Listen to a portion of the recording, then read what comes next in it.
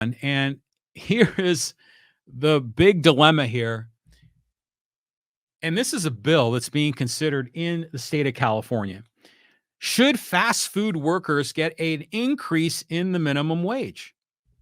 And the San Diego Union Tribune does these sort of economic panel questions, and they pose this question: Should let me find the headline here. Should the minimum wage for fast food workers be raised?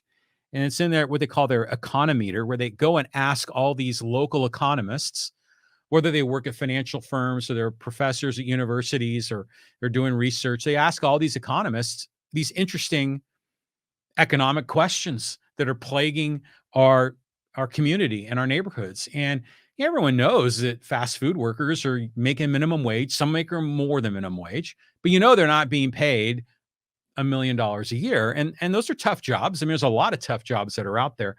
But the proposal is to raise the minimum wage to $20 an hour just for fast food workers. And the proposal would start in 2024. So, gosh, that's only a few months away. And it's almost $5 an hour more than the current state minimum wage of $15.50. And the original proposal that the industry wanted, or at least the workers in the industry wanted, was $22 an hour. And they've, quote, compromised to the idea of $20 an hour. And so this bill is going through the state legislature, and it may be signed by Governor Gavin Newsom. I mean, what do you think of this? Now, they asked a lot of these economists, what do you think of this? And most of them said no, but some of them said yes. And one person, Norm Miller, who's an economist at the University of San Diego, he said no. And he said, this is just going to encourage more replacement of workers with automation and with customer self-service, which is true. I mean, remember back in the day that you used to, when you ordered a soda, you would get it from behind the counter at McDonald's. Now you got to serve yourself. Now you've got to clear your own table and bus your own table. And they've done that to eliminate employees.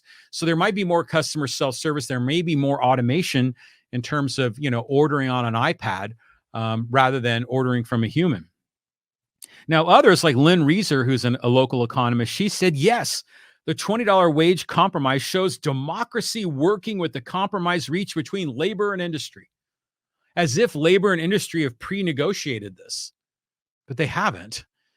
This is just what workers are demanding, and they've kind of talked to politicians, and they think $20 an hour they could probably get.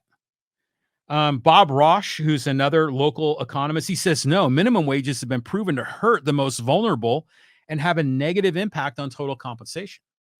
Well, that's true too. I mean, minimum wages essentially make low-paying jobs illegal, make a lot of entry-level jobs illegal. Raising the minimum wage harms the lowest of the low-paid the most, which are often teenagers, and typically there's a racial component where people of color are the ones that are going to be harmed more disproportionately than whites. But raising the minimum wage has consequences because it's essentially eliminating a lot of entry-level jobs and saying those are illegal. So it forces companies to pay more or not hire at all. And if they pay more, then those costs are, they kind of cascade through the market.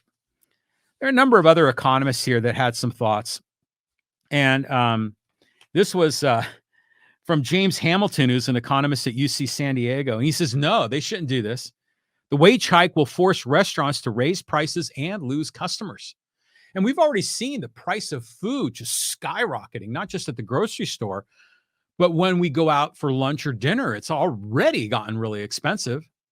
Because of the minimum wage increases that have already been happening in California, because the price of food and inflation, because the price of fuel and the transportation, all these things have ratcheted up the costs. And if they raise the minimum wage for these workers, those prices are going to go up as well.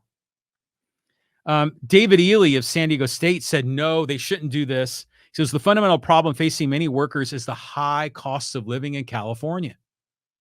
Now, notice that, and we just talked about that a bit, with the mileage tax of Sandag. There's all these government proposals that are trying to increase the cost of living in San Diego, whether, there's government policies are increasing the price of housing by limiting development, limiting supply to meet massive, overwhelming demand. That's driving prices of housing up.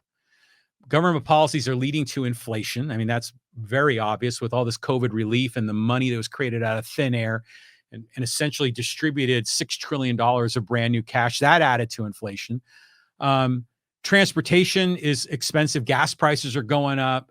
Um, a lot of that because government politicians are trying to ratchet down on fossil fuels and on internal combustion engine cars. And a mileage tax on top of that being proposed. Now here increasing the cost for more restaurant workers. Yeah, the cost of living just keeps going up. But they don't so what their quote unquote solution to address the cost of living is to make it worse rather than to make it better. To me, that's nonsense. Now, um, Kelly Cunningham, who works at the San Diego Institute for Economic Research, he says, no, this is a bad idea. Heightened minimum wages prevent lower skilled, inexperienced workers from being employed and acquiring needed skills. I agree 100% with that. But I kept waiting for one of these economists to come up with this other objection, which I had. And here it is. It's from Phil Blair from Manpower, which is that, temporary agency for temp workers. He says, no, he says, we should not select random jobs in random industries to mandate separate minimum wages. Finally, someone said that. I mean, why should fast food workers be singled out and get a higher minimum wage than other industries? I mean, that's the very definition of not treating people equally under the law. I mean, you're penalizing some industries or rewarding some workers, but not other workers in other industries. If you're going to have a minimum wage, which I think we can debate that, but if you're going to have a minimum wage, it should be the same for everybody. There shouldn't be a different minimum wage if you work in hospitality than you would as a fast food worker, than you would as some other category.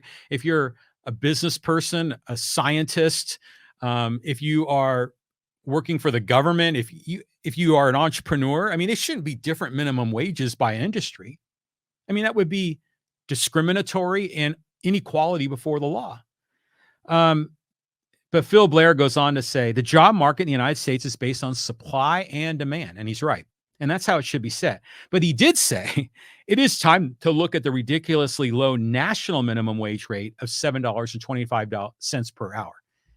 And yeah, California, that's not applicable. I mean, our minimum wage here is $15.50.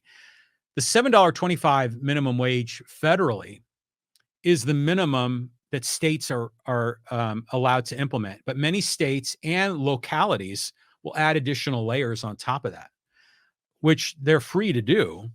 But again, the more, in my opinion, they raise the minimum wage, the more damage they do to the very people that they're trying to help.